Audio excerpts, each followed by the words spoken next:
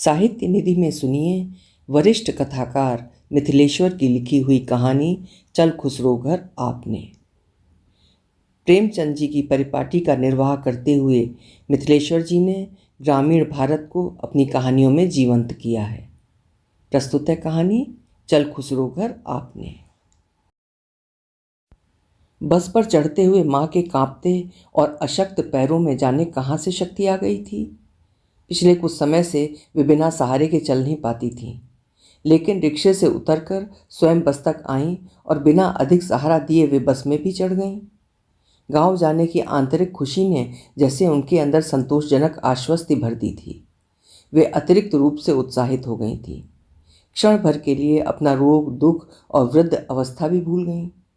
उन्हें बस में चढ़ाने में उनके पोते राजू ने उनके लिए सीट ले रखी थी। वे अपनी सीट तक पहुंचकर जा बैठीं। उन्हें अपने साथ गांव ले जाने वाली मुंडरी दाई भी उनके बगल में आ बैठी। राजू ने अपने पिता की तरह ही विदा के वक्त कहा, गांव पर कष्ट हो तो मुंडी के साथ आ जाइएगा दादी। इसी तरह उनके बेटे ने भी अपने क्वार्टर से उन्हें विदा करते हुए कहा था, वहाँ अधिक तकलीफ हो तो आ जाइएगा माँ। उसने मुंडी को भी हिदायत दी, माँ की देखभाल करना, इनकी तबीयत ज़्यादा खराब हो तो सीधे लेकर यहाँ आ जाना। लेकिन जिस तरह अपने बेटे को उन्होंने कोई जवाब नहीं दिया था, उसी तरह पोते को भी कोई जवाब नहीं दिया। वे जानती थीं उनके बेटे और पोते के कथन स्वयं जवाब थे। फिर इस जवाब का वे क्या जवाब दें? बस खुल गई। माँ ने इत्मीनान से सांस ली। उन्होंने अपना सामान सहेजा, मुंडी को भी सामान पर नज़र रखने के लिए चौकस किया। फिर खिड़की से बाहर देखने लगी। शहर की भीड़ और इमारतों को पीछे छोड़ती हुई बस आगे भागी जा रही थी। वे पूरे 15 सालों बाद अपने गांव लौट रही थी, गांव के अपने उस पुश्तैनी घर की ओर जिसकी एक एक ईंट से वे परिचित थीं। उनके पति घर को विस्तार दे रहे थे तो वे कहती, अब घर को और बढ़ाना ठीक नहीं, रहने भर को हो गया, काफ़ी है। कोई ज़रूरी नहीं कि लड़के यहीं रहेंगे, जहाँ नौकरी लगेगी वहाँ उन्हें जाना ही होगा। फिर बुढ़ापे में हमें भी तो बच्चों के साथ रहना है। इस पर जवाब में कहा पति ने, बच्चे चाहे जहाँ नौकरी करें, जिन शहरों में घर बसाएं, हमारा एक अपना घर तो होना ही चाहिए, जो हमारा बिल्कुल अपना हो, जिसमें अपनी इच्छा के अनुसार जीने का हमें पूरा अधिकार हो। तब पति की बात उन्हें नहीं जची थी। किसी दार्शनिक की तरह उनकी वो बात उन्हें दूर से आती जान पड़ी थी, लेकिन गुजरे समय के बीच तब कर उनकी वही बात अब उन्हें 16 आने सच लगने लगी थी। उनके पति कितने दूरदर्शी थे। अपने नौकरीशुदा बेटों के शहरिया घर सचमुच उनके लिए ताड़ की छांव साबित हुए। अंततः अपने घर की ओर ही लौटना पड़ा, जो बिल्कुल उनका अपना था, जहां इत्मीनान और शांति से रहने का उन्हें पूरा हक था। अपने उस घर को छोड़कर बेटों के साथ शहर जाते हुए वे कितना रोई थीं। दुल्हन बनकर आने से विधवा होने तक के सच्चे संगी अपने उस आश्रय स्थल की कुंजी अपनी दाई मतलब दासी मुंडरी के हाथ सौंपते हुए उनका अंतर हाहाकार कर उठा था। उन्होंने मुंडरी से भर्राए गले से कहा था, दोनों जून इस घर में झाड़ू लगाना और संझा बत्ती दिखाना कभी मत भूलना। अपने उस घर की अगोरिया के लिए ही मुन्नी के पास 1 बीघे खेत का अनाज हर साल छोड़ देने का वादा किया था तथा दालान की कोठरियों में उसके परिवार को रहने की इजाज़त भी दे दी थी। मुन्नी से अभी वे बहुत कुछ कहना चाहती थी, लेकिन बड़े बेटे रवि रंजन ने उनका ध्यान अलग कर दिया था। बस का समय हो गया माँ, अब तनिक भी देर करने पर बस छूट जाएगी। पति की मृत्यु की सूचना पर दाह संस्कार के लिए गांव आए उनके बेटे अपनी नौकरी पर उन्हें शहर ले जा रहे थे। माँ को अकेले गांव पर कैसे छोड़ें? लोग क्या कहेंगे? लेकिन वे जानती थीं लोक लाज के भय से नहीं, अपनी ज़रूरत से वे उन्हें ले जा रहे थे। नौकरी में आने के बाद माँ बाप की मर्जी के खिलाफ शहरिया छोकरियों से उन्होंने ब्याह रचाया था। उस ब्याह के बाद से ही वे कटते गए थे। बीमार पिता की उपेक्षा में जब उन्हें लोकलाज का ख्याल नहीं रहा तो उनको लेकर क्या ख्याल? गांव के समाज के बीच तो उन्हें रहना था नहीं कि गांव की टीका टिप्पणियों का उन पर असर होता। कभी पर्व त्योहार या घटना दुर्घटना के वक्त गांव आने वाले व्यक्ति पर गांव की टीका टिप्पणियों का कैसा असर? लेकिन रवि रंजन की पत्नी माँ बनने वाली थी, इसलिए उनका जाना जरूरी था। वे रवि रंजन, श्याम रंजन और उनकी बहुओं के साथ चल पड़ी थीं। जाते हुए मुड़ मुड़ कर उन्होंने 2-3 बार अपने घर को निहारा था। घर की वो अंतिम छवि उनके मन में आज तक यथावत बनी हुई थी। वे चाह रही थीं कि बस जल्द से जल्द उनके गांव पहुंच जाए ताकि उस छवि को वे फिर से यथार्थ में पा सकें। उद्वंत नगर बस ठहराव आने पर उन्हें स्मरण हो आया, यहाँ का खुरमा बहुत मशहूर होता है। पति के साथ कभी शहर आती तो इस बस ठहराव का खुरमा अवश्य खरीदती। उनका मन बच्चों की तरह मचल उठा। खिड़की से दुकानदार को बुलाकर उन्होंने कुछ खुरमा ले लिया। 2-1 टुकड़ा स्वयं खाने लगी तथा 1-2 मुंडरी को भी दे दिया। खुरमा खाने के बाद थर्मस का पानी पी वे राहत की सांस लेने लगी। बस में भीड़ बढ़ती जा रही थी। हर पड़ाव पर उतरने वालों की अपेक्षा चढ़ने वालों की संख्या अधिक होती। भीड़ के बारे में पूछने पर उन्हें पता चला लगन की वजह से भीड़ बढ़ी है। शादी ब्याह के सिलसिले में लोगों की आवाजाही में बढ़ोतरी हुई है। इससे पहले वाली बस पर तो तिल धरने की जगह नहीं थी। ऊपर से नीचे तक लोग लदे थे। देखते देखते इस बस में भी भीड़ इतनी बढ़ गई कि माँ एवं मुंडरी के पास भी लोग सटकर खड़े हो गए। वे भीड़ को देखकर घबराहट महसूस करने लगीं। अधिक भीड़भाड़ अब बर्दाश्त नहीं कर पाती। पति की मृत्यु के सदमे और गिरती उम्र ने उन्हें अंदर तक कमज़ोर बना दिया था। भीड़ की ओर देखना और अपने आसपास भीड़ महसूस करना जब उनके लिए असह्य होने लगा तो वे खिड़की से माथा टिका, आंखें मूंद बाहर की हवा में होने का अनुभव करने लगीं। अपनी ज़रूरतों पर बेटे एक दूसरे के यहाँ से उन्हें ले जाते रहे। रवि रंजन के 3 बेटों एवं श्याम रंजन की 2 बेटियों की माए वही बन गई। मेहरी के अभाव में घर के अधिकांश कार्यों की जिम्मेदारी उन्हीं पर थी। कोई ज़रूरत हो तो माँ है ही, लेकिन इस बात को लेकर उनके मन में कभी कोई मलाल पैदा नहीं हुआ। ये तो उनका सुहाग भाग है। वे अपने वंश के लिए, अपने खुद के परिवार के लिए कर रही हैं। इससे उपयुक्त उनकी सार्थकता और क्या हो सकती है। परंतु बच्चों के होशगर होते ही अपने प्रति अपने बेटा पतोहों के बदलते नज़रिए ने उन्हें दुखित करना शुरू कर दिया। अब अपनी उपस्थिति से घर के बोझिल होते माहौल को स्पष्ट अनुभव वे करने लगी। घर के कमरे से उनका बिस्तरा आंगन के बरामदे में आ गया। उनका वो कमरा बच्चों का रीडिंग रूम बन गया। बाद में आंगन के बरामदे से भी स्टोर की कोठरी में उनकी जगह निर्धारित की गई। आंगन का बरामदा तो डाइनिंग टेबल के लिए बना था। घर के हर व्यक्ति एवं हर चीज़ की अपनी जगह निश्चित थी, लेकिन उनकी कोई जगह निश्चित नहीं। दोनों बेटों के यहाँ उनकी जगह बदलती रहती। घर में आए नए सामान या विस्तार लेती इच्छाओं के लिए उनकी जगह की ही कटौती की जाती। इस स्थिति से भी उन्होंने समझौता कर लिया। बेटों के क्वार्टर छोटे हैं, उनके लिए वे जहाँ जगह निकाल देंगे रह लेंगी। अब उन्हें अच्छी और अधिक जगह की क्या ज़रूरत। लेकिन जब उनकी देह थक गई, बुढ़ापे की बीमारियों ने आ दबोचा, अपनी सेवा की उन्हें ज़रूरत हुई तो अपने दोनों पुत्र परिवारों के लिए बोझ बन गई। जो लड़के अपनी ज़रूरत पर उन्हें खुद ले जाते थे, वे अब अपने यहाँ उन्हें रखने से कन्नी काटने लगे। कौन करेगा सेवा, किसे फुर्सत है, कौन ये परेशानी मोल ले। बेटी नीना से जब उनका दुख देखा नहीं गया तो वह उन्हें अपने साथ ले गई। नीना ने अपनी ओर से उनकी सेवा का पूरा प्रयास किया, पर नीना के पति के व्यवहार ने उन्हें वहाँ भी टिकने नहीं दिया। अपनी वजह से उन पति पत्नी की रोज़ होने वाली लड़ाई से वो अवगत थी। नीना को डांटते हुए उसके पति की बात भी सुन चुकी थी। सब कुछ तो इस बुढ़िया ने अपने सपूतों को दे रखा है, इसके मरने के बाद भी इसकी जायदाद वही हड़पेंगे, इसके बावजूद बुढ़ापे में हमें पेरने आ गई है। और अंततः उन्हें पुनः अपने उन सपूतों के यहाँ ही लौट जाना पड़ा। पर बेटे भी स्वेच्छा से उन्हें रखने को कहाँ तैयार। पत्नी प्रेरित उनके बेटे ये चाहते थे कि वो उनके यहाँ न रहकर दूसरे भाई के यहाँ रहें। उनको रखने के सवाल पर ही आपसी विवाद के तहत एक ही शहर में रह रहे उनके बेटों ने पारी तय की कि एक एक माँ उनके यहाँ रहेंगी। जिस दिन उनको रखने के लिए बेटों ने पारी तय की, उस दिन अंदर से एकदम टूट गई। अपने पति को याद करके बहुत रोईं। जिस दिन के लिए बेटों को पाला था, वो दिन आने पर वे इस तरह विमुख हो गए। इस स्थिति में दोनों बेटों के यहाँ ना रहने और पुनः अपने गांव लौट जाने का अपना निर्णय भी उन्होंने सुनाया, लेकिन किसी ने उनके निर्णय पर कान नहीं दिया। इस हालत में उन्हें लेकर गांव छोड़ने कौन जाता। गांव पर किसके हवाले उन्हें सुपुर्द करता। पिताजी अकेले थे, उनके कोई भाई भतीजे भी नहीं थे। विवश लाचार वे उनके समझौते के अनुसार ही जीने लगीं। वे लक्ष्य करती 1 महीने के अंदर उनके दोनों पुत्र परिवार उनसे ऊब जाते। जल्द से जल्द उनकी पारी खत्म हो और दूसरे की आ जाए, इसके लिए बेचैन रहते वे। शायद ये सोचकर ही उन्होंने 6-6 महीने की पारी न रख 1-1 महीने की रखी थी। इस 1-1 महीने की पारी से माँ को और कष्ट था, लेकिन उनके कष्ट का बेटों के यहाँ कोई निदान नहीं।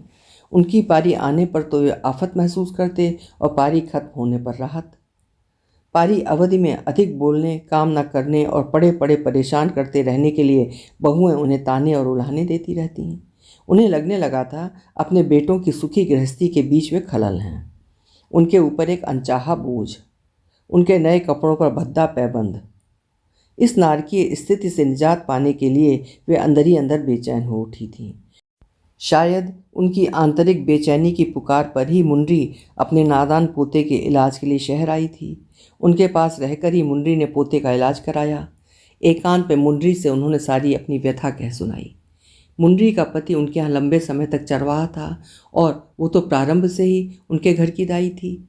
मालकिन की व्यथा सुन मुंडरी रो उठी। उसके जीते जी मालकिन की यह हालत। आड़े वक्त मालकिन द्वारा की सहायता उसके सामने आ गई। उसने जिम्मेदारी लेते हुए उनके पुत्रों से कहा, मालकिन के हम गांव ले जाइबो, इनका के कौनो तकलीफ ना होके देबो, जी भर के सेवा करबो, आपन बाप मतारी से भी अधिक समझबो। उनके बेटे सुनते ही तैयार हो गए। वे तो मन ही चाह ही रहे थे। मुंडरी माध्यम और अवसर बन गई, उनकी जिम्मेदारी ले ली। बिल्ली के भाग से शिखर टूट गया। उन्होंने माँ के प्रति उपरिया श्रद्धा व्यक्त करते हुए कहा, माँ को अच्छी तरह रखना मुंडरी, इन्हें किसी बात की तकलीफ ना होने देना। गांव जाने के लिए इनका मन काफ़ी समय से बेचैन था। शायद गांव जाने पर इनका स्वास्थ्य भी ठीक हो जाए। वहाँ के शुद्ध हवा पानी का इन पर अच्छा असर होगा। मुंडरी अपने पोते को बहू के साथ 2 दिन पहले ही भेज चुकी थी। आज उनको ले गांव चल पड़ी। मुंडरी के साथ अपने बेटों के क्वार्टर से निकलते हुए माँ ने प्रेम एवं आत्मीयता से मुंडरी को निहारा। उनकी अनुभवी आंखों को ये पहचानते देर नहीं लगी कि उनके प्रति मुंडरी के चेहरे पर स्नेह और सहानुभूति के सच्चे भाव उभर आए थे। दरमाहा की दाई ने दुर्दिन का साथ स्वीकार किया। उन्होंने भी मन ही मन तय कर लिया कि इस बार बेमांगा दरमाहा देंगी मुंडरी को। अपने खर्चे से जो बचेगा सब उसे सौंप देंगी। अपने सपूतों के लिए बचाकर कुछ नहीं रखेंगी। अपने शिक्षक पति का पेंशन उन्हें मिलता ही है। खेतों का मनी अर्थात अनाज का एक निर्धारित हिस्सा भी आता है। एक पेट पर वो कितना खर्च करेंगी। खूब मज़े से रहकर भी मुंडरी के परिवार के लिए काफ़ी बचा लेंगी। उसका परिवार तो उन्हें सिर आंखों पर बिठाए रहता है। तनिक अच्छा बोल देने और मौके बेमौके कुछ दे देने से ही वे कितने खुश हो उठते थे। अब तो उन्हें अपना परिवार बनाकर रहेंगी। दोबारा अपने सपूतों के घर नहीं लौटेंगी। बस के चलते रहने और पड़ावों पर रुकते जाने का अनुमान माँ आंख बंद किए ही करती जा रही थीं। लेकिन 3-4 पड़ावों के बाद जब एक जगह बीच में ही बस रुक गई और लोगों का शोरगुल सुनाई पड़ने लगा तो उनकी आंख खुल गई। देखा उनकी बस के आगे जहाँ तक दृष्टि जाती थी सवारियों का जमघट लगा था। सवारियों से नीचे उतरकर लोग सड़क के किनारे जमा होते जा रहे थे तथा हैरत और दहशताने अंदाज में एक दूसरे से कुछ कह सुन रहे थे। उनकी बस के अधिकांश यात्री भी सड़क जाम का कारण जानने के लिए तेजी से नीचे उतरने लगे। मुंडरी ने तत्क्षण जानकारी लेकर उन्हें बताया कि आगे सड़क पर 2-3 लाशें पड़ी हैं। लाशों के पास खड़े लोगों ने सड़क को जाम कर रखा है। तो क्या किसी सवारी से कुचली लाशें हैं? ऐसा कैसे हुआ? कब हुआ? किस गाड़ी ने किया? क्या ड्राइवर पिए हुए था? माँ के मन में तरह तरह की जिज्ञासाएं उठने लगीं, लेकिन सड़क पर खड़े एक व्यक्ति से जानकारी प्राप्त कर उनकी जिज्ञासाएं आश्चर्य में बदल गईं। यथार्थ कुछ और ही था। मामला सड़क दुर्घटना का नहीं, बगल के गांव में 2 वर्गों में हुए खूनी संघर्ष में मारे गए लोगों की लाशें सड़क पर बिछाकर यातायात अवरुद्ध कर दिया गया था। मंत्रियों एवं अधिकारियों के घटनास्थल पर पहुंचने और फैसला होने तक वे सड़क जाम तोड़ने वाले नहीं। माँ को ये बात समझ में नहीं आ रही थी कि विरोध प्रदर्शन का एक कैसा तरीका है। निर्दोष यात्रियों को रोकने और बेगुनाह वाहनों को परेशान करने से उन्हें क्या फ़ायदा। उन्होंने कई लोगों से पूछा भी। झल्लाए हुए लोगों में से कुछ ने तो उनकी बात का कोई जवाब नहीं दिया, पर एक अधेड़ उम्र के व्यक्ति ने उन्हें समझाया, माताजी, पहले की तरह कायदे से जीवन की डगर पर चलने में अब किसी को विश्वास नहीं रहा। उन्हें उस व्यक्ति की बात बिल्कुल सही लगी। लाखों लोगों का नुकसान हो जाए और अपना हित सध जाए, लोगों का उद्देश्य बस यही बनता गया है। उनके खुद के बेटों ने ही जीवन की डगर पर कायदे का पालन कहाँ किया। बीतते समय के अनुसार लोगों की झल्लाहट और बौखलाहट बढ़ती जा रही थी। कईयों के साथ नादान बच्चे और मरीज थे। कईयों को अपने गंतव्य तक समय से पहुंचना जरूरी था, लेकिन जाम टूटने की खींच भरी प्रतीक्षा के सिवाय कोई विकल्प भी तो नहीं। समय व्यतीत करने के लिए खैनी, बीड़ी, खाने पीने तथा 4-5 की टुकड़ियों में बंटकर लोगों ने गप्पे लगाने का कार्य भी शुरू कर दिया। कुछ लोग तो सड़क के किनारे वृक्षों के नीचे अंगोछा बिछाकर लेट गए। नौजवान लोग इधर उधर ताश की पत्तियां फेंटने लगे। माँ का कमज़ोर हृदय पुनः घबराने लगा तथा उनके पांव पिराने लगे। इस अवस्था में देर तक उनसे नहीं बैठा जाता, वो भी बस की सख्त और छोटी सीट पर तथा सीधा तनकर। इसके साथ ही बच्चों की तरह उनका मन इस चिंता से भी अधीर होता जा रहा था कि अब क्या होगा, कब पहुँचेंगी अपने घर। उनकी योजना दिन में ही अपने घर पहुंचने की थी, ताकि अपने घर को वे नज़र भर देख सकें और टोला पड़ोस के लोगों से मिल सकें। लेकिन दुर्भाग्य ने उन्हें मार्ग के बीच में ही अटका दिया। मुंडरी ने उनकी परेशानी भांप कर उन्हें ढाढ़स बंधाया। आप वो फिक्र नहीं करो मलकिन, हम जो तोहरे साथ हों। गाड़ी जबे खुलबो तबे चलबो, एह में चिंता काहे की। खाना हमरे पास है। घर से चलते हुए माँ के संकेत पर सत्तू की मकुनी और पट्टल की भुजिया बनाकर ले लिया था मुंडरी ने। बहुएं स्वयं बनाकर नहीं देती अगर मुंडरी ने न बनाया होता। गांव कब पहुंचेंगी, खाना कब बनेगा, ये सोचकर ही माँ ने रास्ते के खाने का इंतजाम कर लिया था। माँ के पिराते पैरों और आराम की इच्छा के लिए ये संयोग ही साबित हुआ कि बस प्रायः खाली हो गई थी। अधिकांश यात्री नीचे उतरकर हवा खाने और समय व्यतीत करने लगे थे। मुंडरी ने एक लंबी सीट देखकर उस पर माँ को लिटा दिया। आपन हाथ पांव सीधा कर लो मालकिन। उसने तकिए के रूप में गठरी माँ के माथे के नीचे बढ़ा दी तथा स्वयं माँ के पैताने बैठ उनके पांव टिपने लगी। माँ ने अपनी आंखें पुनः बंद कर लीं। इस बुढ़ापे में बच्चों और शुतुरमुर्ग की तरह आंखें बंद कर समस्याओं से बचने की नादान कोशिश की वे शिकार होती जा रही थीं। हालांकि बंद पलकों के भीतर भी उन्हें शांति कहाँ। तब तो अंदर का जख्म और रिसने लगता। उनके जीवन का एक बड़ा भाग व्यतीत हो चुका था। दुख सुख, उतार चढ़ाव और हानि लाभ की असंख्य घटनाएं उनके उस व्यतीत जीवन में घट चुकी थीं, पर चाहते हुए भी सबको वे याद नहीं रख पाईं। समय की रेत में वे अनाम ढंग से गुम होती गईं। सब कुछ याद नहीं रख पाता आदमी, लेकिन अपने बहू बेटों के कटु वचन और बेधक बोल वे कभी नहीं भूल सकीं। वे बोल सदैव उनके मन को सालते और मथते रहे। उन्होंने भरसक कोशिश की कि उन बोलों को वे याद न रख सकें। किसी और के नहीं, उनके खुद के बहू बेटों के ही तो कहे हैं, पर चाहते हुए भी वो ऐसा नहीं कर सकी। शायद कटु वचनों की चुभन से आदमी मुक्त नहीं हो पाता। सोते जागते, उठते बैठते, हर वक्त वे कड़वे बोल अपनी टीस के साथ उनके अंदर अपनी मौजूदगी बनाए रहे। बुढ़ापे और बीमारियों की मार ने जब गृह कार्य के लिए उन्हें असमर्थ बना दिया तो उनकी दुनिया अपने कमरे के इर्द गिर्द ही सिमटती चली गई। तब एकाकीपन उन्हें काटने दौड़ता। वे चाहती कि रवि रंजन के जिन बच्चों की उन्होंने परवरिश की है वे उनके पास भी रहें। रवि रंजन की पत्नी भी बीच बीच में आकर उनकी खोज खबर ले ले। ऑफिस के आते जाते रवि रंजन भी उनका कुशल समाचार पूछ जाया करे। पर जब किसी का ध्यान उनकी ओर नहीं गया तो एक दिन उन्होंने रवि रंजन से शिकायत की, मैं कोई भूत प्रेत नहीं कि इस तरह अकेले पड़ी रहूं। मेरे पास कुछ देर तक भी रहने और बैठने का समय किसी को नहीं। मुझे किस चीज़ की ज़रूरत है इसका भी किसी को ख्याल नहीं। जवाब में रवि रंजन की पत्नी ने अपने पति को ऐसा उल्टा सीधा पढ़ाया कि वो माँ पर ही बिगड़ उठा। आराम से रहते रहते आपका दिमाग खराब होता जा रहा है माँ। सारी दुनिया चाहती है कि उसे आराम से रहने को मिले, बना बनाया खाना मिल जाए, कोई जिम्मेवारी ना हो, लेकिन आपकी समस्या विचित्र है। अब आपके मनोरंजन के लिए मैं किसे तैनात करूं? मैं आपसे ही पूछता हूं, किसके पास इतना समय है? बच्चों की पढ़ाई छुड़ा दूं या स्वयं नौकरी छोड़ दूं? अकेली पत्नी को भी तो दिन भर खटने से ही फुर्सत नहीं, आपके बढ़ गए काम भी तो उसी के जिम्मे हैं। उसके बाद फिर कभी अकेलेपन का जिक्र नहीं किया उन्होंने। रवि रंजन के वे तीखे शब्द सदैव गूंजते रहे उनके कानों में। ना चाहते हुए भी उन्हें अकेलेपन से समझौता करना पड़ा।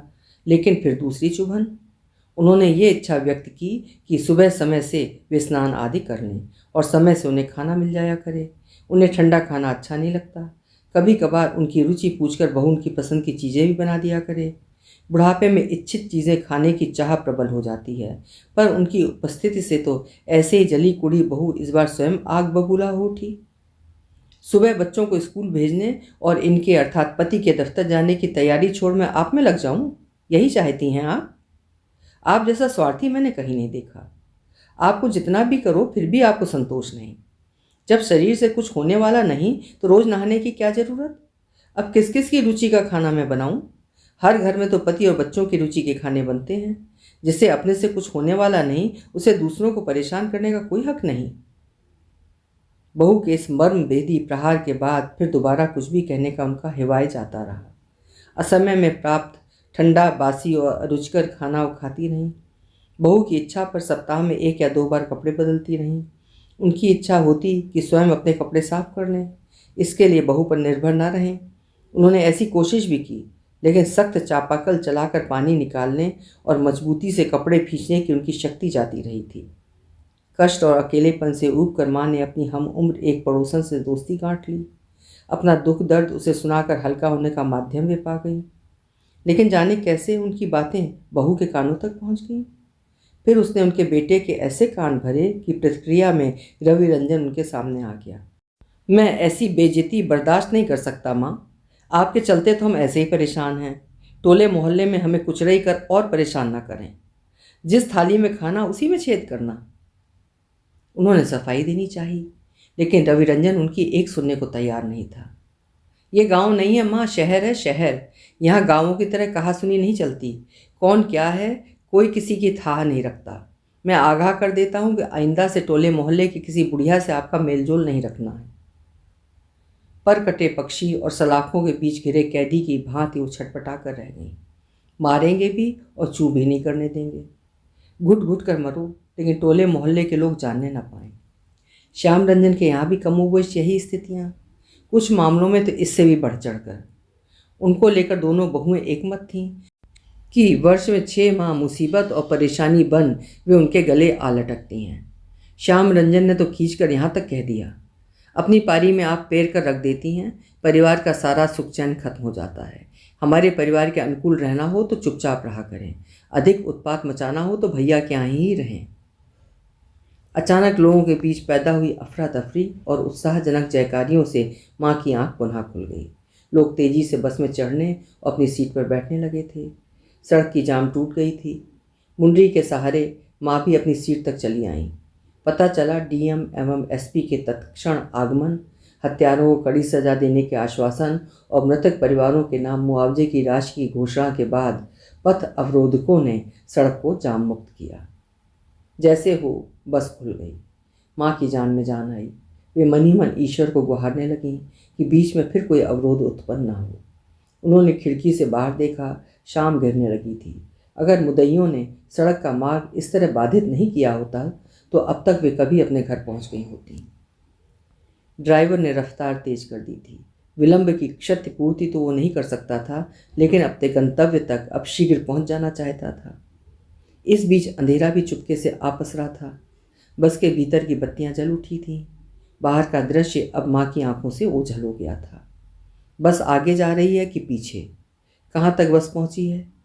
उनके गांव का बस पड़ाव कब आएगा? माँ को अंधेरे में कुछ भी समझ नहीं आ रहा था। अंधेरा गिरते ही माँ बाप के साथ यात्रा कर रहे बच्चों की भांति उनका ध्यान मुंडरी पर आ टिका। निश्चित स्थान आने पर उनका हाथ पकड़ मुंडरी स्वयं उतार लेगी। पिछले कुछ समय से वे अनुभव कर रही थीं, बुढ़ापे में बचपन की तरह आश्रय एवं अवलंब की चाह उनके अंदर पैदा हो गई थी। आकांक्षाएं और रुचियां भी बच्चों की तरह आतुरता भरी हो गई थीं। जब मुंडरी ने कहा, आपन गांव आ गए हो मलकिन, तो उनकी खुशी की सीमा नहीं। उनकी सारी थकान जैसे खत्म हो गई। फिर जाने कहाँ से शक्ति उनके अंदर आ समाई। बिना मुंडरी का सहारा लिए वे स्वयं बस से नीचे उतर आईं। पीछे से मुंडरी भी सारा सामान ले आई। अपने गांव की जमीन पर पैर रखते ही माँ का अवसाद भरा मन ताजगी से भर गया। वे हुलसित पुलकित हो उठीं। शायद अपनी जमीन के स्पर्श का प्रभाव था। वे आंखें फाड़ फाड़ कर सारे परिचित स्थलों को देखने लगीं। अंधकार में सब कुछ उन्हें दिख तो नहीं रहा था, लेकिन जो कुछ नजर आ रहा था उसे पहचान कर सुखद अनुभूति उन्हें हो रही थी। अपना भारी सामान नंदू साव की चाय की दुकान पर छोड़कर मुंडरी के साथ माँ अपने घर की ओर निकल पड़ी। अपने गांव के इस बस ठहराव से उनका घर नज़दीक ही था। नंदू की दुकान के पीछे 6-7 घरों के बाद ही उनका घर। वे लंबे लंबे डग भरते हुए अपने घर की ओर बढ़ चली। उन्हें ऐसा लगा जैसे गांव की चिर परिचित गलियों और टोला पड़ोस के मकान सजीव हो आए हों और उनसे पूछ रहे हों, अब तक कहाँ थी आप? माँ की बाह पकड़कर साथ चल रही मुंडरी को भी आश्चर्य हो रहा था कि इतना तेज कैसे चलने लगी मालकिन। अपने घर के पास पहुंचने पर तो किसी बिछुड़े प्रियजन से मिलन की भांति माँ की आंखों से झरझर आंसू बरसने लगे। क्षण भर के लिए अपने घर को वे अपलक निहारती रहीं। अंधकार में भी उसका वाह कलेवर उन्हें दिख रहा था। उनकी इच्छा हो रही थी कि अपने इस बिछुड़े घर को अपनी बाहों में कसकर बांध लें। अपने इस घर से बिछुड़कर कितना दुख पाया उन्होंने। मुंडरी का परिवार उनके दरवाजे पर ही रहता था। दरवाजे के पास पति ने दालान के रूम में 2 कोठरियां बनवा रखी थीं, एक बैठक के लिए तथा दूसरी मवेशियों को रखने के लिए। बेटों के साथ शहर जाते हुए माँ ने दालान की इन्हीं कोठरियों में मुंडरी के परिवार को बसा दिया ताकि नज़दीक रहकर वे उनके घर की अच्छी तरह देखभाल कर सकें। दालान के सामने चौकी पर बैठे मुंडरी के पति जगत्तर की नज़र जैसे ही माँ पर पड़ी वो खुशी से उछल सा गया। पाए लागो मलकिन, राह तकते तकते तो आंखें पथरा गईं, काहे अतना देर करे लो मलकिन। दालान पर जल रही डिबरी की रोशनी में माँ को जगत्तर साफ साफ नजर आ रहा था, जो असमय ही बूढ़ा हो गया था। उसके माथे के बाल बिल्कुल सफ़ेद हो चुके थे, आगे के प्रायः सभी दांत टूट गए थे, चेहरा झुर्रियों से भर गया था। वे जब दुल्हन बनकर आई थीं तो बच्चा था जगत्तर। उनके सामने इसका शादी ब्याह हुआ। गरीबी और अभाव ने उसे असमय में ही इस रूप में पहुंचा दिया था। उन्होंने बस के विलंब का कारण जगत्तर को बताया तथा नंदू की दुकान से अपना सामान ले आने को कहा। उनके आगमन से जगत्तर बेहद उत्साहित हो गया था। होश संभालने के बाद से वो उनके यहाँ ही चरवाहा रहता आया था, उनके अन्न पानी पर ही पला था। उसने फुर्ती से उनके मकान का ताला खोल निकसार में बिछी चौकी अपने अंगोछे से पहुँच उन्हें बैठाया। अपने मकान के प्रवेश द्वार वाले इसी कमरे में बैठकर वे गाँव के लोगों से मिलती जुलती थीं।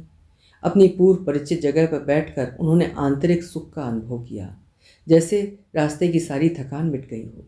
उन्हें बैठाकर जगत्तर एक उड़ान में नंदू की दुकान से उनका सारा सामान ले आया। इधर मुंडी के आदेश पर उसकी बहू तत्क्षण कठौते में पानी लेकर आ गई और माँ के पांव धोने लगी। माँ की आंखों में फिर आंसू आ गए।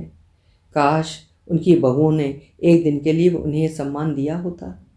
अपने इस घर को छोड़कर उन्हें हरगिज़ नहीं जाना चाहिए था।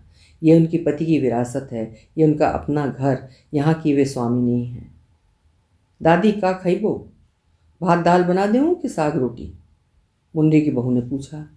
ये मुंडी की वही बहू थी जो अपने बेटे के इलाज के लिए मुंडी के साथ शहर गई थी।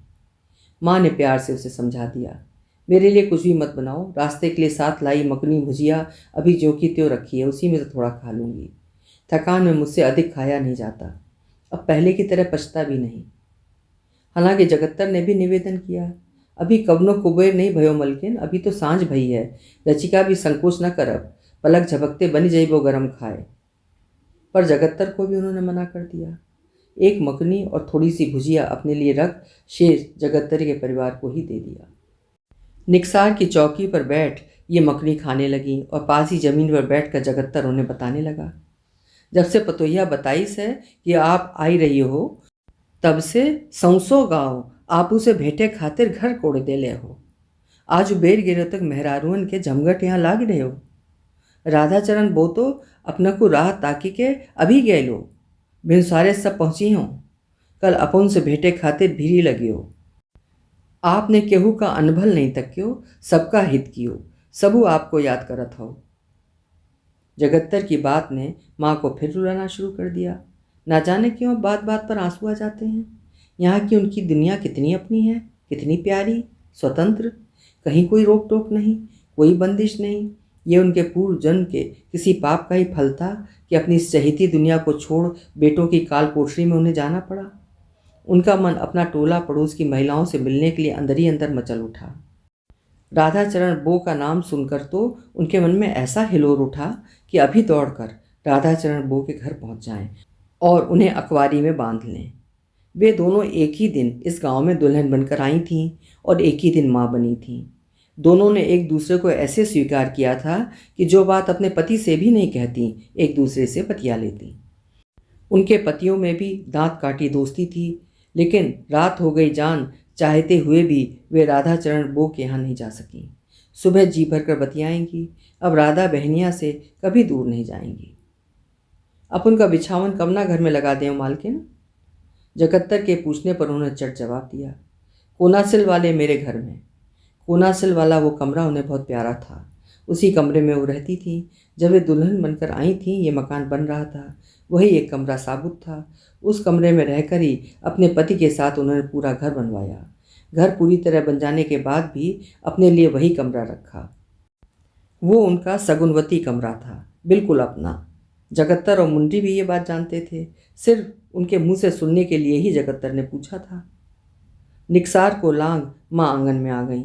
बड़ा सा उनका आंगन था। आंगन चारों ओर से बरामदों से घिरा था। बरामदों के भीतर ही सभी कमरों के दरवाजे खुलते थे। उनका कोना सिल वाला वो कमरा पूरब के कोने पर था। एक क्षण तक आंगन में खड़ी होकर वो पूरे घर का मुआयना करती रहीं।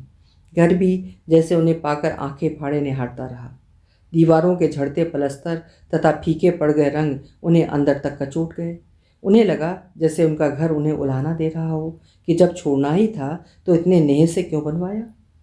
घर के अंदर पसरे सन्नाटे और फैली उदासी से ये कहावत उन्हें चरितार्थ लगने लगी थी कि बिन घर नी घर भूत का डेरा। उनके अंदर से फिर रुलाई फूटने लगी, लेकिन अपनी रुलाई को जबरन रोकते हुए वे अपने कमरे की ओर चल पड़ी। दीवारों को फिर ठीक करा लेंगी, घर को फिर आबाद करेंगी, अब इस घर से कभी विलग नहीं होंगी। पर अपने कमरे में पहुंच पलंग पर बैठते उनकी वो रुकी हुई रुलाई बरबस फूट पड़ी। जैसे वो कमरा कमरा ना हो, उनका बिछड़ा चिर सहचर हो, जिससे लंबी जुदाई के बाद मिलते ही दर्द का सैलाब स्वतः उबल पड़ा हो। वो देर तक रोती रहीं। उनकी निगाहें कमरे में टंगी पति की तस्वीर पर जमी रहीं, जैसे वे जीवित हों और वे उनके पास फिर आ गई हों। लालटेन की रोशनी में अपने उस कमरे को वे स्नेह से निहार रही थीं। सचमुच उनका कमरा तनिक भी नहीं बदला था। वे जिस रूप में छोड़कर गई थीं, बिल्कुल उसी रूप में था। वही अलमारियाँ, वही दिराखे, वही छत, वैसी ही खिड़की, वैसा ही रोशनदान, वैसा ही फर्श। मुंडरी के परिवार ने झाड़ू बुहारू में कोई कमी नहीं की थी। हाँ, दीवारों पर गुजर चुके वक्त की बदरंग झाइयाँ जगह जगह उभर आई थीं। अपने इस कमरे को फिर चमका देंगी। अपने सच्चे संगी साथी से वो कभी नहीं बिछड़ेंगी। माँ सोने की कोशिश करने लगीं, लेकिन नींद थी कि न खुलकर आ रही थी और न जा रही थी। वे समझ नहीं पा रही थीं कि रास्ते की थकान की वजह से ऐसा हो रहा है या घर की यादों ने उन्हें विचलित कर दिया है। जहाँ एक ओर थकान से वे अपने को बोझिल और त्रस्त महसूस कर रही थीं, वहीं दूसरी ओर टुकड़ों टुकड़ों में बटी घर की यादें जाने अनजाने उन्हें अपनी गिरफ्त में कसती जा रही थीं। मुंदी अधमुंदी पलकों से वे सपने देख रही हैं या सच के बीच पहुंच गई हैं, इसे समझ भी नहीं पा रही थीं। सुहाग रात के दिन इसी पलंग पर वे घूंघट काढ़े बैठी हैं। पति को आया जान पलंग से उतरने लगी हैं। पति ने उन्हें पकड़कर साथ बैठा लिया है। घूंघट उठाकर उनका मुखड़ा निरख रहे हैं। उनके रूप की दमक से पति की आंखें चमक उठी हैं। उन्होंने भी कनखियों से पति को निहारा है। पति का वो रूप सदा के लिए उनके उर में बस गया है। पति ने भंडार की कुंजी उन्हें सौंपते हुए कहा है, अब इस घर की और मेरे जीवन की स्वामिनी तुम ही हो। माँ गुजर चुकी हैं, वृद्ध पिता कुछ करने लायक नहीं, मुझे कस्बे से स्कूल से ही फुर्सत नहीं। अब इस घर को चलाओ या डुबाओ, पूरा स्वामित्व तुम ही हो। पति ने न सिर्फ कहा बल्कि जीवन पर्यंत इसे निभाया भी। वही हुआ जो उन्होंने चाहा। मरने से पूर्व पति ने यह घर भी उन्हीं के नाम पर कर दिया। इस घर पर उनका स्वामित्व यथावत बना हुआ है। इसी पलंग पर वो माँ बनी है, पहली प्रसूति हुई है, पैदा हुआ है रविरंजन। दरवाजे के बाहर सोहर गाए जा रहे हैं। पति की खुशी की सीमा नहीं। अंधो बधाओ अर्थात आनंदोत्सव के वाद्य बज रहे हैं। रिश्ते नाते के लोग जुटाए हैं। छठी के दिन पियरी बहन अपने पुत्र को गोद में ले पलंग पर बैठी सब कुछ देख रही हैं। रविरंजन की छठी में पूरे गांव को सबहर अर्थात गांव के प्रत्येक घर के समस्त सदस्यों को खिलाया है पति ने। समूचे गांव में उनके बेटे के छठी की चर्चा है। वे 3 बच्चों की माँ बन गई हैं, 2 बेटे और 1 बेटी।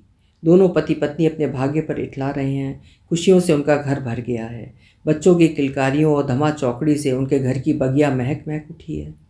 अपने बच्चों को पढ़ाने में दोनों पति पत्नी जी जान से भिड़ गए हैं। अपने बच्चों को पढ़ाकर उन्हें बड़ा आदमी बनाना है, ऐसा जिस पर वे खुद गर्व कर सकें।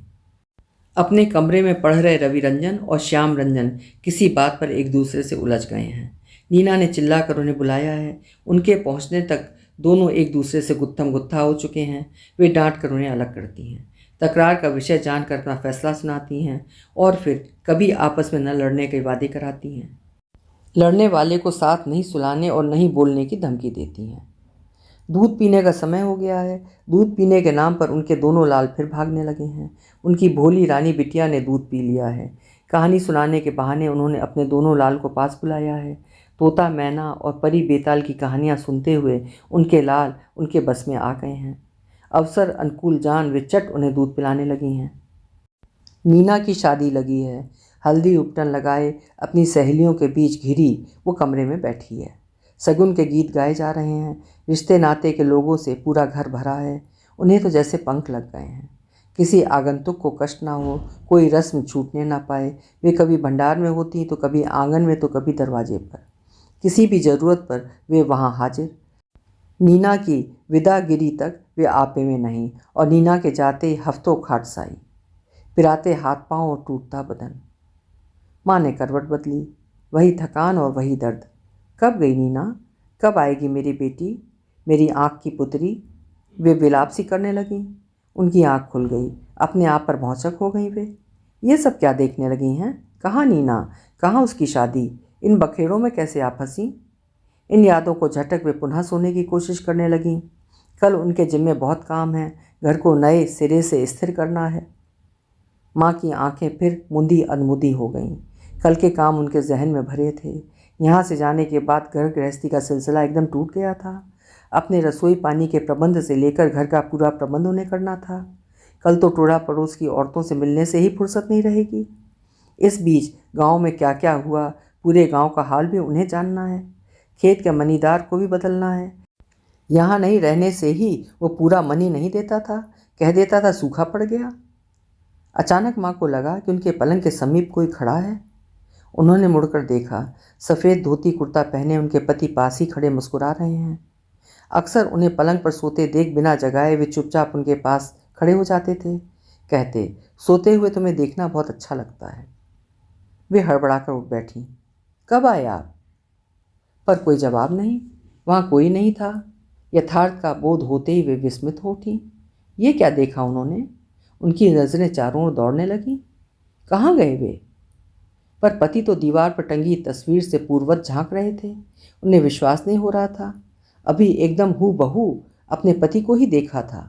वो भ्रम नहीं हो सकता। उनके रोंगटे खड़े हो गए और वे रोमांचित हो उठी। फिर अपने मन को पुनः शांत सहेज बना लेट गईं। दिवंगत पति को देखना भ्रम नहीं तो और क्या हो सकता है। थोड़ी देर बाद माँ की आंख पुनः लग गई, लेकिन माँ को ऐसा प्रतीत हो रहा था कि वह सोई नहीं जागी ही हैं। इस बार उन्हें स्पष्ट महसूस हुआ कि बाथरूम से पति ने उन्हें पुकारा है। सुनती हो, जल्दीबाजी में तौलिया छूट गया है, जरा जल्दी देना। अभी आई। ये कहते हुए वे पलंग से उतरने लगीं, पर यथार्थ का भान होते उनके पांव जम गए। वे फिर चौंक गईं। उनका मन फिर रोमांचित हो उठा। क्या ये भी भ्रम था? वो आवाज़ तो बिल्कुल उनके पति की ही थी। बाथरूम उनके कमरे के बिल्कुल सामने ही था। वहाँ कोई नहीं था। उन्होंने अपने कमरे से ही देखा, बाथरूम का दरवाज़ा खुला था। उनका मन आतंकित हो उठा। कहीं ऐसा तो नहीं कि उचित दाह संस्कार के अभाव में उनके पति की आत्मा इस घर में मंडरा रही हो? लेकिन ये नहीं हो सकता। पति के कहे अनुसार उन्होंने अच्छी तरह उनका क्रियाकर्म संपन्न किया था। अपने मन को समझा बुझाकर माँ पुनः पलंग पर उठंग गईं। इस घर के साथ पति की स्मृतियाँ जुड़ी हैं, इसीलिए उनकी यादें बरबस आ जाती हैं। वे पुनः सोने का उपक्रम करने लगीं। शायद फिर उनकी आंख लग गई, लेकिन फिर पति आ गए।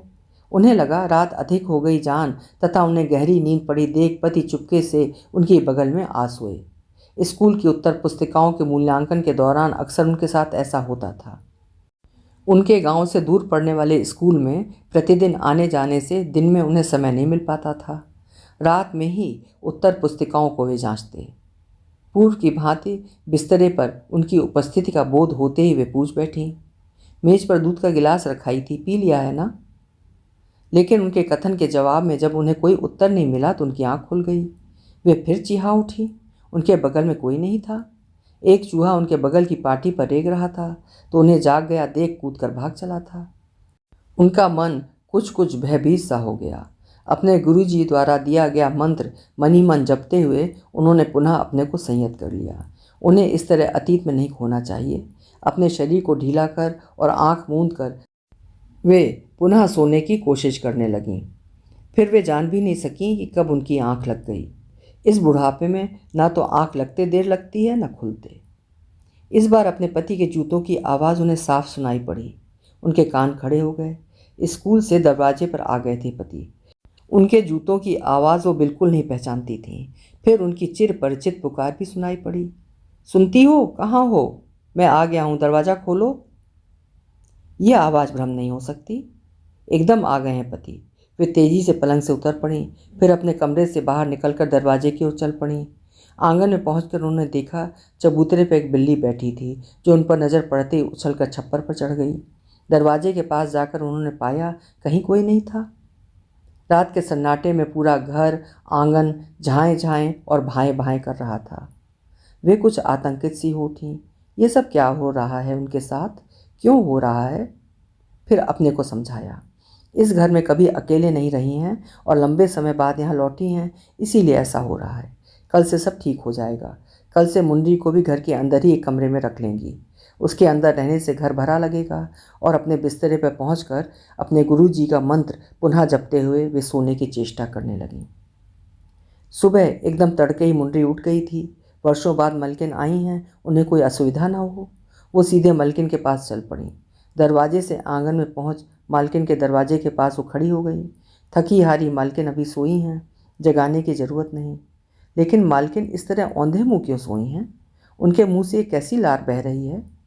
मुंडी का मन शंकित हो उठा और उसके हृदय की धड़कनें तेज हो गईं। तेजी से कमरे में प्रवेश कर उसने मालकिन को सीधा किया। मलकिन, मलकिन! लेकिन मलकिन तो गुजर चुकी थी। इधर टोला पड़ोस की औरतें उनसे मिलने के लिए अपने अपने घरों से चल पड़ी थीं। रात ही में उनके आगमन की सूचना सबको मिल गई थी। राधाचरण वो तो दूर से ही पुकारती आ रही थी, कब अइलू हो रवरंजन की माए? शहर जाके एकदम शहरिया बन गयलू? अपना गांव घर का ऐसे बिसराय देलू? अभी आप सुन रहे थे मिथिलेश्वर जी की लिखी हुई एक हृदय स्पर्शी कहानी चल खुसरो घर आपने। कल फिर मिलेंगे। हिंदी का श्रेष्ठ और उत्तम साहित्य सुनते रहने के लिए मेरे चैनल्स को सब्सक्राइब जरूर करिए। कहानी पसंद आए तो लाइक भी करिए और साहित्य प्रेमियों के साथ शेयर भी करिए। बहुत बहुत धन्यवाद।